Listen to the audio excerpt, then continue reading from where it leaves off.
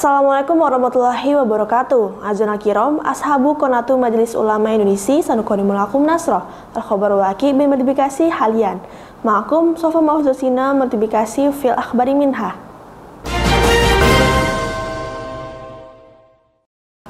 Mengawali berita pada hari ini, sebanyak 4.086 berkas calon siswa baru Kota Bekasi ditolak tim verifikasi penerimaan peserta didik baru. Karena berbagai alasan, Sekretaris Dinas Pendidikan Distrik Kota Bekasi, Warsim Suryana mengatakan jumlah tersebut meliputi PPDB tingkat SD dan SMA dari 37.923 calon siswa yang melakukan pra-pendaftaran. Verifikasi dilakukan oleh dua tim yang berbeda, yakni tim dari distrik dan pihak sekolah.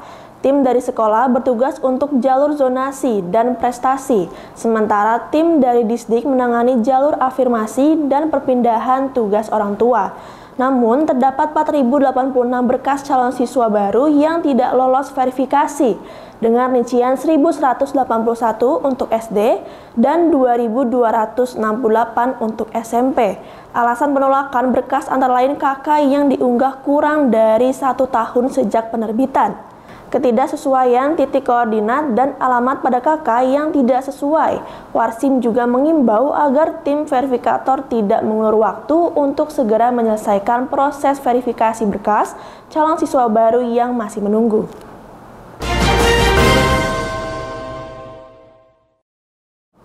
Berita selanjutnya, Polres Metro Bekasi mengerahkan personel Provos untuk melakukan pengawasan dan pencegahan anggota kepolisian terpapar judi online maupun pinjaman online. Langkah ini diambil sebagai respon atas kasus FN, seorang polisi wanita yang membakar suaminya di Mojokerto beberapa waktu lalu karena terlibat dalam judi online.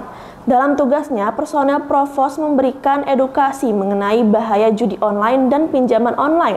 Menurut Kabag SDM Polres Metro Bekasi, Kompol Endang Longla, pada Rabu 19 Juni 2024 terdapat beberapa dampak negatif dari judi online dan pinjaman online, baik dari segi finansial maupun psikologis.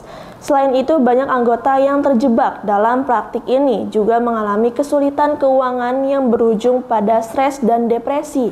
Ia menegaskan bahwa anggota Polri harus menjadi contoh bagi masyarakat dengan menjaga integritas dan disiplin dalam menjalankan tugas. Pihaknya memastikan bahwa terlibat dalam judi online maupun pinjaman online dapat mengganggu profesionalisme dalam bertugas dan merusak citra kepolisian.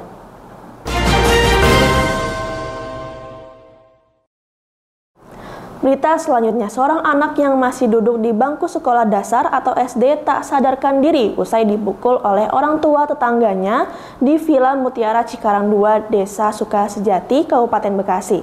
Detik-detik video pemukulan itu bahkan beredar di Instagram. Dalam video tersebut terlihat terduga pelaku yang mengenakan baju kuning itu sempat selisih paham dengan korban. Tak berselang lama, korban tiba-tiba dipukul dan ia langsung tersungkur ke tanah. Kuasa hukum korban yakni Yoga Gumilar mengatakan pemukulan itu latar belakangi oleh ejekan dari anak korban. Tak hanya mengejek, anak korban juga mengejar anak dari pelaku sampai ke depan rumah. Berselang 1 jam, pelaku akhirnya mendatangi korban. Di sana pemukulan itu terjadi akhirnya. Akibat kejadian tersebut, korban mengalami cedera di bagian gusi. Yoga pun mengaku keluarga korban telah melaporkan kejadian pemukulan itu ke polisi dan proses hukum sudah berjalan.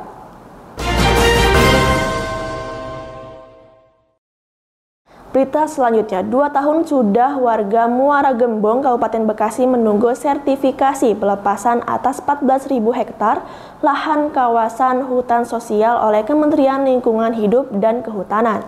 Penjabat Bupati Bekasi, Dani Ramdan, mengatakan mengajukan sertifikasi ini dalam rangka memperjuangkan pelepasan status kawasan hutan sosial atau tanah negara yang sudah ditempati selama puluhan tahun oleh masyarakat Kecamatan Muara Gembong.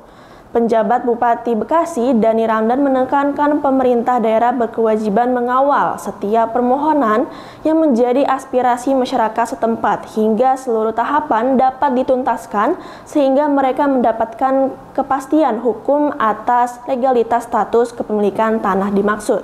Dani berharap perubahan status lahan itu bisa segera terrealisasi agar pihaknya dapat secara utuh mengelola dan membangun infrastruktur di wilayah utara pesisir Muara Gembong itu.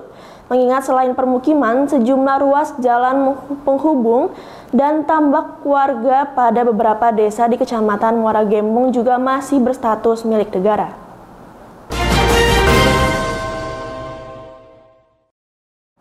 Mengakhiri berita pada hari ini, perayaan Idul Adha menjadi momentum bagi pelaku industri pengepul kulit hewan di Bekasi panen cuan. Salah satu tempat usaha pengepul kulit hewan berlokasi di Jalan Kiai Haji Fudoli Cikarang Utara, Kabupaten Bekasi, Jawa Barat. Pasca perayaan Idul Adha, tempat usaha ini diserbu masyarakat untuk menjual sisa pemotongan hewan kurban. Menurut salah satu pemilik usaha pengepul kulit hewan, Yogi, bahwa jumlah penjual kulit yang datang baik dari kalangan pengurus Dewan Kemakmuran Masjid maupun tukang jagal hewan kurban meningkat signifikan apabila dibandingkan dengan hari biasa. Meski tidak sebanyak tahun lalu, dirinya membeli kulit-kulit tersebut dengan harga bervariasi tergantung kondisi. Satu kulit ekor sapi dibeli berkisar 5.000 hingga 6.000 per kilogram, kulit kambing 10.000 hingga 15.000 per lembar, dan kulit domba 20.000 hingga 30.000 per lembar. Kulit hewan kurban yang ia beli kemudian diolah dengan mencampur garam demi menjaga kualitas sekaligus mencegah aroma tidak sedap selama masa penyimpanan sebelum dikirimkan ke perusahaan. Kulit-kulit yang terkumpul ini akan terjual kembali ke salah satu perusahaan pelanggannya. Kulit sapi, kambing, dan domba digunakan sebagai bahan baku pembuatan jaket hingga sarung tangan. Yogi mengaku mampu meraup omset hingga ratusan juta rupiah dari hasil usaha pengeppulan kulit hewan kurban ini. Selain omset menjanjikan, usaha ini juga berhasil membuka lowongan pekerjaan bagi masyarakat sekitar.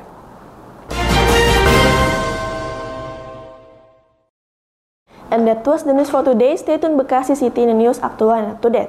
I'm Sofa Mahfuzosina. See you in the next time. Wassalamualaikum warahmatullahi wabarakatuh.